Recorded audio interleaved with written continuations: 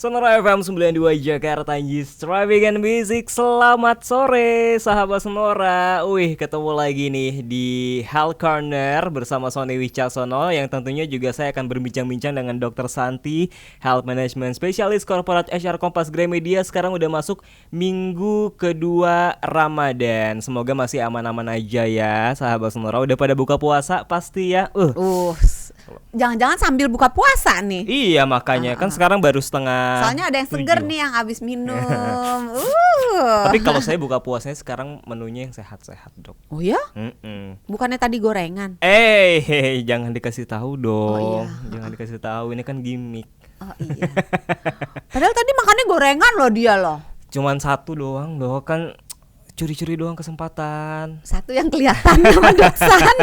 Lah, hari ini kita bakalan bahas menu buka puasa, sebenarnya do's and don'ts-nya sih buka puasa. Karena sebenarnya ini Dus itu yang buat ngepak barang bukan? Oh iya benar. Iya. Buat naruh barang, apalagi kalau pindahan. Jangan lama-lama, setengah jam. Iya benar.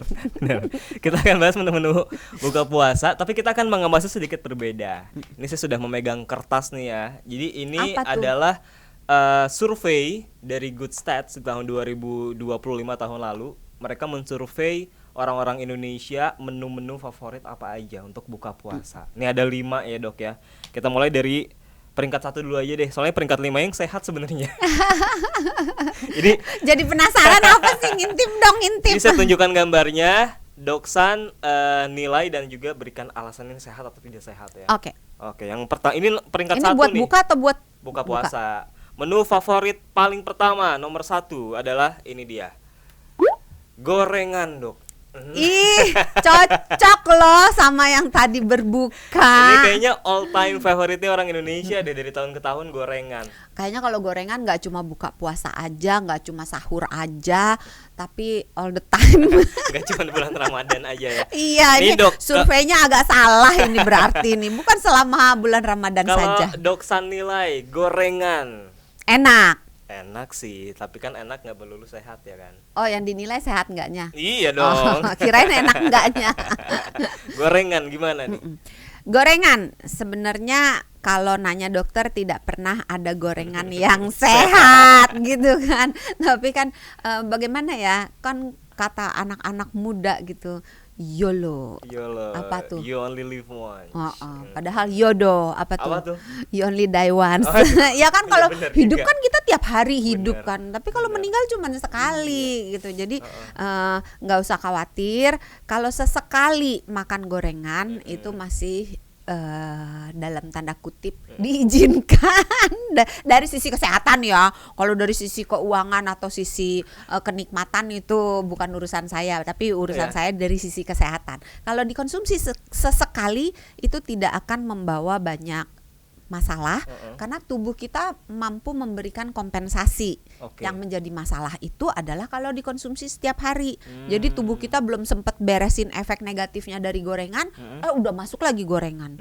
Baru lagi bebenah, masuk lagi gorengan. Jadi badannya itu tidak sempat menetralkan efek negatif dari gorengan yang kita makan. Pertama itu. Kedua, lihat gorengannya isinya apa. Kalau gorengannya cuman kalau orang-orang buka puasa seringnya bakwan. Nah, kalau bakwan lihat lagi isinya apa.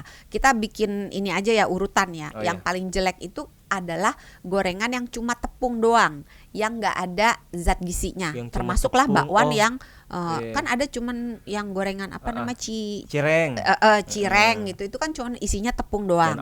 Nah, di atas itu mungkin kalau ada sedikit sayurannya, misalnya bakwan sayur gitu kan. Di atasnya lagi itu tahu gen yang di atasnya lagi. Karena tahu merupakan sumber protein. Walaupun udah digoreng.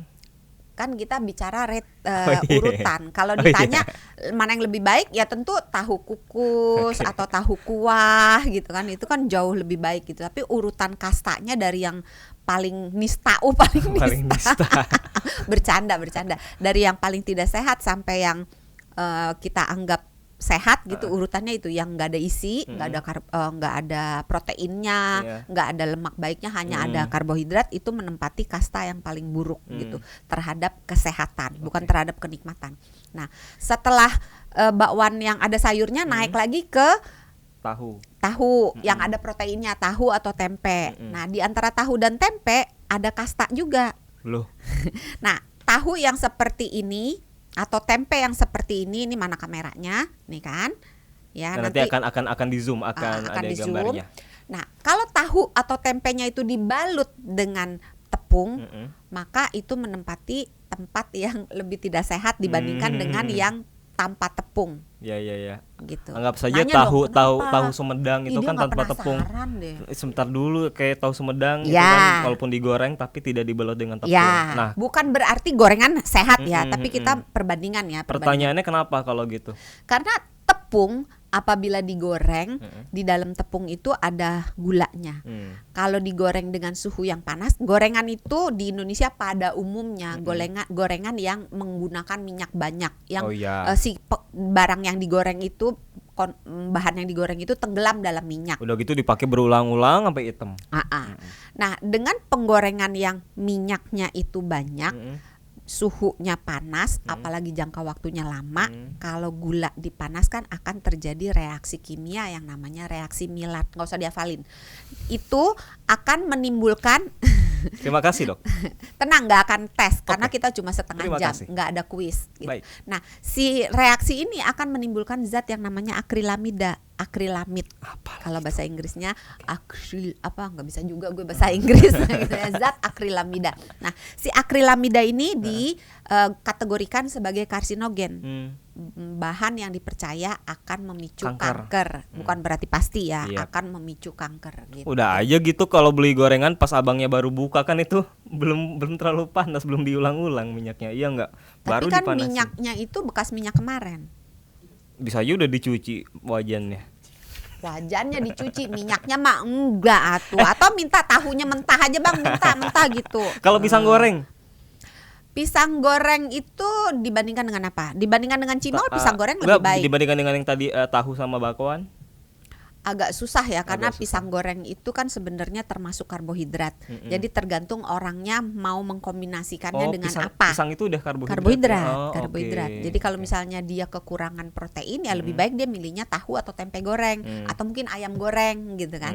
Tapi kalau misalnya dia nggak makan nasi misalnya, dia berarti sumber karbohidratnya nggak ada. Nasi, roti, mie, ubi segala macam nggak ada. Ya udah, pisang itu bisa dianggap sebagai pengganti karbohidrat ditambahkan dengan protein yang lainnya. Pisang, jadi tergantung kombinasinya. Pisang walaupun buah-buahan tapi kalau dibalut dengan gorengan juga tetap aja ya jadi berkurang ya. Oke deh kalau gitu. Nah, pisang tuh lebih enak dimakan mentah aja begitu. Itu apalagi bukan lebih pisang, enak sih, pisang lebih rebus. Sehat.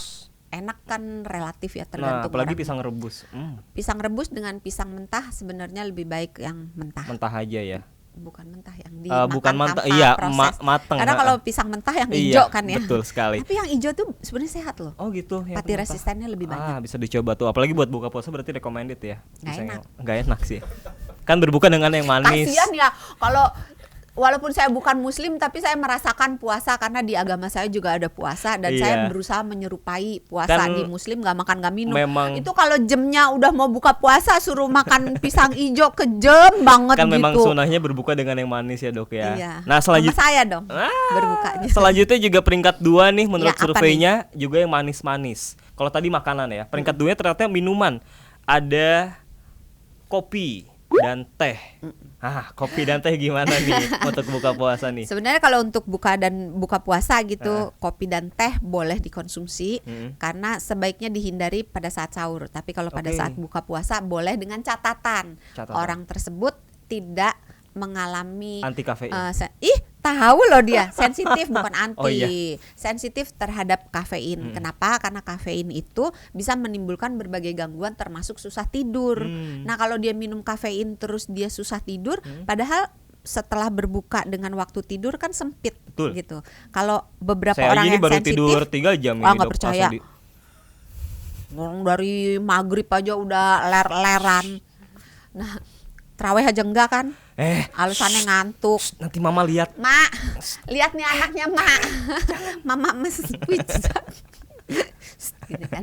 Jadi kafein ini kalau misalnya sensitif dia belum abis efeknya dia akan membuat susah tidur, bisa juga deg-degan, asam lambung naik gitu. Tapi untuk orang yang tidak sensitif, monggo dikonsumsi secukupnya.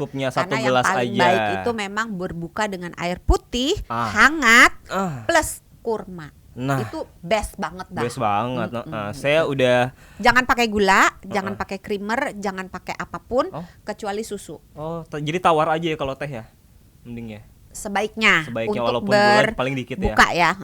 Terus sebaiknya hangat. Okay. Karena kalau dingin takutnya perutnya kaget. Baru lagi tidur enak-enak dibanjur air es kan kaget kan. Iya benar. Kalau dibangunin pakai yang hangat-hangat kan. Nggak ada juga sih orang kepikiran buka puasa banjur es ya dok ya. Banyak. Kan ada es buah, es teh manis. Es jus itu kan dingin. Ya gimana atur? Ini siapa yang puasa? Atur aja lah dok siapa lah. yang buka puasa? Yuk, kita sekarang peringkat 3 nih menurut survei menu favorit orang Indonesia kalau buka puasa. Jeng. Susah apa nanti itu? yang orang yang editnya Kita nanti. yang musik nanti. Oh iya. Jeng. Peringkat 3 adalah nasi dan lauk pauk. Buka langsung berat gitu kan. Itu yang saya mau tanyain. Ada lah kita ringan-ringan. Emang nggak apa-apa dok kalau buka puasa langsung menu yang berat-berat? Sebaiknya berbukalah dengan air hangat, air putih hangat. Jangan dengan bir. Air putih hangat plus kurma itu udah the best. Supaya kurma perutnya. Itu recommended berapa sih dok? Yang recommend? Kalau sunahnya ganjil ya. Sunahnya 1, ganjil ya?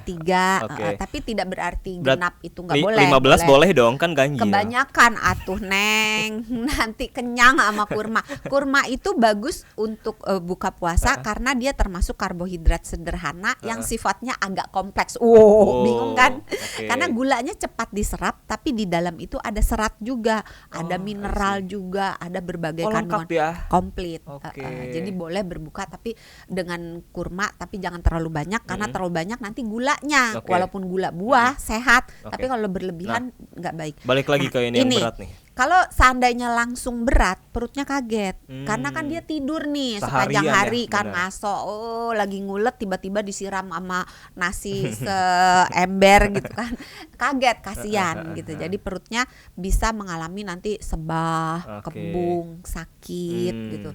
Nah kalau mau mungkin makan beratnya itu sesudah sholat maghrib atau sesudah sholat taraweh. Sesudah taraweh itu jam sesudah berapa? Taraweh Jam itu sekitar jam ya? Jam 9 atau tergantung jam tidurnya.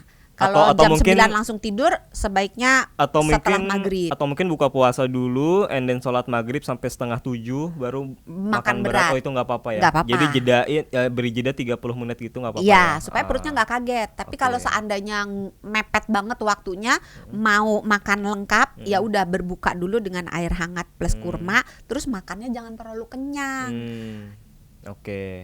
Nggak usah kalap, karena hari esok juga masih makan juga toh. Ntar malam juga masih bisa makan, nggak usah kalap. Banyak juga sih orang-orang Indonesia yang kalau buka puasa itu balas dendam. Iya. Seharian, dendam sama siapa? Dendam sama siapa ya masa? Gak ada yang bikin salah nggak juga ada ya. yang salah kan? Jangan dibales lah. Iya makanya. Orang nggak ada yang bikin kesalahan balas dendam. Banyak gimana nanyanya? Banyak orang yang kalau buka puasa makannya kebanyakan itu tadi, karena seharian kalap. Kalap itu dia nggak boleh ya dok ya. Nggak boleh. Jangan ya dek ya. Jangan ya dek ya. Jangan. Oke sekarang jangan. kita beralih ke peringkat 4 menurut survei favorit orang boleh Indonesia. Boleh tebak loh kira-kira apa peringkat 4. Nggak sempat juga sih setengah jam soalnya. Kita langsung aja. Peringkat 4 adalah kolak. Yang nonis berburu kolak itu iya jam nih. 2, jam 3 gitu. Habiskan kolaknya. Kita yang muslim kalah nih sama yang non-is nih. Gitu kan. Sebenarnya kalau mau war takjil sebenarnya paling enak tuh bawa nonis. Oh iya bener. Cobain dong ini enak gak? Worth it gak dibeli gitu kan. Jangan ntar kita udah pas buka ya gak enak gitu kan. Cobain ini enak gak? Ini enak gak? Ini enak gak? Ide bagus gitu kan. ya. Berarti nanti besok ajak ya. Oke boleh. Sekalian traktir suruh juga bayar. Iya kan ujungnya udah tahu kita mah paham dah donatur. Kolak bagaimana dok kolak? Kolak. Agak susah nih jawabnya nih. Aduh kan pisang tuh ya. Kolak pisang kan buah ya. Betul. Terus nggak digoreng ya. Betul. Alasannya kan. Betul. Tapi ada gula jawanya. Kuahnya ya. Ada santannya. Aduh. Tapi jangan dibilang dokter Santi kejam banget gitu. Boleh dikonsumsi. Asal jangan banyak-banyak. Terus tipsnya supaya berat badannya itu tidak geser ke kanan gitu, makin gemuk gitu. Maka kuahnya jangan banyak-banyak. Terus biasanya ini kan hanya sebagai appetizer. Jadi jangan dimakan semangkok penuh, semangkok kecil aja. Oke. Terus kalau di grading sebenarnya yang sejenis dengan ini kan ada bubur kacang ijo. Oke. Ya kan? Bubur kacang ijo itu sebenarnya menempati kasta yang sedikit lebih baik daripada ini, karena di dalam kacang hijau ada proteinnya juga. Oke, gitu. Dan nggak ditambah gula-gula kalau bubur kacang ijo mah ya? Biasanya bubur kacang ijo dengan kolak, koreksi kalau saya salah ya, biasanya bubur kacang ijo lebih tidak manis. Hanya beberapa orang menambahkan susu kental manis di atasnya. Dan ini tren yang baru karena zaman saya dulu, iya. Oh iya, zaman saya dulu banget tuh bubur kacang ijo nggak pernah pakai kental manis. Tapi kemarin ini saya beli, terus langsung ditanya mau pakai kental manis atau tidak gitu. Dan kayaknya juga ada sebagian yang pakai santan juga ya dok ya, walaupun dikit. Santannya biasanya dipisah sih kalau di abang-abang. Pengen terkenal nih ya war takjil gitu ya. Biasanya dipisah. Iya. Tapi kalau misalnya nggak dipisah, kuahnya jangan banyak-banyak. Ini juga berlaku untuk es buah juga ya. Buahnya sehat tapi yang nggak sehat kuahnya. Iya, sehingga kuahnya dikit aja. Oke, atau nggak usah pakai kuah aja. Ya, bukan es buah itu namanya rujak atuh. Nah, ini terakhir nih, peringkat 5. Ini mah. Biasanya orang dari 5 4 3 2 1 dia mah terbalik 1 2 3 4 5, enggak seru. Oke, kenapa saya dari atas ke bawah? Karena yang kelima ini paling sehat sih, buah-buahan. Iya, ini udah pilihan yang paling baik. Paling tepat ya, buah-buahan. Ratunya, rajanya di antara segala buah-buah itu yang untuk berbuka puasa adalah kurma. Iya, buah yang paling lengkap, paling baik, paling best. Kalau boleh dikasih urutan dok, yang pertama pasti kurma ya kan. Kalau di urutan yang lebih bawahnya lagi mungkin dari dokter Santi versinya.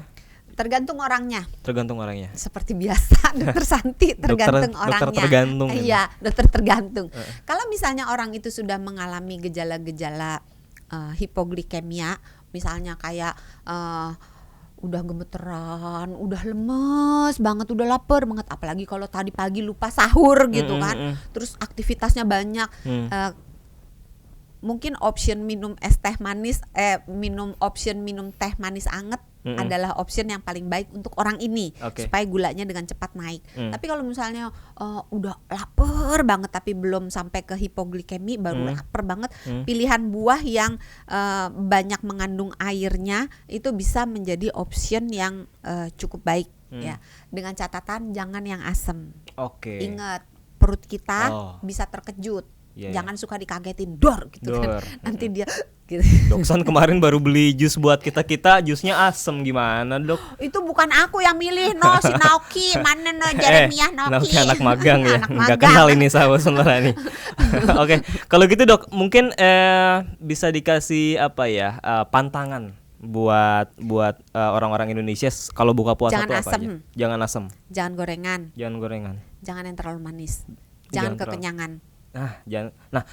Banyak buat buka. Banyak orang-orang juga yang merasa kalau habis buka tuh langsung ngantuk, lemes malah. Apakah itu tandanya salah makan kebanyakan atau gimana? Biasanya ya. Itu kalau rasa ngantuk itu terjadi karena lonjakan gulanya terlalu tinggi. Jadi coba diperhatikan waktu buka puasa, muatan gulanya banyak nggak? Muatan karbohidratnya, terutama karbohidrat yang simple, yang gampang dicerna, terlalu banyak nggak? Terus proteinnya kurang nggak? Lemak baiknya kurang nggak? Seratnya kurang nggak? Biasanya itu. Another tips deh buat orang-orang, buat kita umat muslim. Kalau buka puasa ini kan masih ada 2 minggu lagi nih ya. Mumpung masih ada waktu untuk bisa memperbaiki buka puasanya yang ideal supaya berat badannya yang enggak tapi nggak berani. Supaya berat badannya tidak naik. Apa tips untuk buka puasanya nih dok? Buka puasa itu jangan dilakukan dengan kalap. Jadi sebelum berbuka tuh mengucap terima kasih terhadap makanannya, kepada penyedia doain gitu bahwa kita masih dapat berkat gitu. Terus makanlah dengan teknik mindful. Makan itu dinikmati, jangan makan karena kalap gitu, jangan sambil nonton YouTube. Terus makannya kan biasanya kalau udah ini mau makannya semua dilep-lep gitu. Makan dengan teknik mindful, diperhatikan pelan-pelan, dikunyah, terus jangan berlebihan, terus jangan dikagetin. Mulailah selalu dengan air hangat plus kurma. Atau kalau nggak mau, mulailah dengan air hangat, kemudian cari misalnya mau buah, atau kalau seandainya ada pilihan-pilihan kayak tadi bubur kacang hijau, monggo. Tapi jangan dikagetkan. Jadi mulai buka puasa dengan yang hangat, jumlahnya secukupnya, kemudian melakukan ritual keagamaan, baru kemudian makan malam. Dan itulah pentingnya juga kalau buka puasa doa dulu. Kadang orang-orang azan langsung banyak yang langsung melupakan itu. Padahal kita mengucap doa itu baik untuk ketenangan kita, baik juga untuk membantu kita melakukan teknik mindful. Masya Allah. Mindful sekali. Eating. Itu ternyata ilmu agama itu banyak sekali yang sejalan dengan kesehatan gitu. Jadi kayaknya nih ilmu kesehatan yang sejalan dengan agama ini, bukan maksudnya kita baru tahu aja dari ilmu kedokteran baru ternyata ini sehat gitu loh. Kayak gerakan-gerakan untuk sholat gitu, itu sebenarnya baik. Dan berarti dari sisi kesehatan gitu. Jangan ditinggalkan juga. Jangan ditinggalkan sholatnya. Makanya jangan kalap ya kan. Ini ada titipan satu lagi pertanyaan. Air putih. Banyak orang-orang atau banyak media-media yang bilang atau kasih rekomendasi kalau minum air saat berbuka itu 2 gelas. Betul nggak sih dok sebenarnya tuh? Agak susah ya dikatakan, karena beberapa orang itu nggak bisa langsung minum banyak, kembung. Jadi disesuaikan sebenarnya dengan kemampuan orang tersebut. Tapi kalau misalnya langsung gelasnya besar, tidak dianjurkan. Tidak dianjurkan. Iya, karena kalau terlalu besar perutnya juga kaget gitu. Jadi minum secukupnya.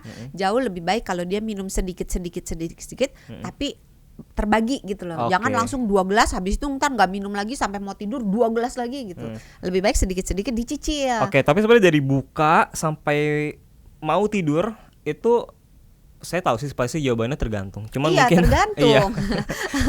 Kalau misalnya dia habis buka, ada beberapa orang yang setelah berbuka mungkin 1-2 jam kemudian dia olahraga, dia angkat berat. Karena kalau dia main beban, dia mau mempertahankan dan atau menambah massa otot, dia harus makan protein, harus menjaga kecukupan energinya dan harus ada kick karbonya sedikit gitu. Nah, itu bisa dipenuhi ketika dipenuhi ketika dia gimana caranya kalau dia minumnya nggak banyak, keluar kan mungkin keringetnya banyak. Pakai indikatornya ini ya, air pipis ya. Kalau air pipisnya udah bening. Pinter loh. Makanya. Abang kita ini 3 tahun siaran sama Doksan udah meletek. Udah hafal. Ayo coba sekarang. Bagaimana caranya kita mengetahui kita udah cukup minum apa belum? Silakan. Waktunya sudah habis, berarti saatnya kita harus pamit dulu, undur diri sahabat Sonora. Sudah hampir jam 7 malam. Terima kasih ya. Menyombongkan diri. Betul. Terima kasih Dr. Santi atas ujangan-ujangannya. Nanti kita lanjut di minggu ketiga, bakalan bahas tentang temanya Ramadan juga. Jangan lupa untuk selalu dengarkan Sonora dan juga subscribe juga YouTube channelnya kalau Anda mungkin tadi ketinggalan untuk menyaksikan atau mendengarkannya ya. Kalau gitu jangan lupa jaga kesehatan, karena sehat itu mudah, sehat itu murah.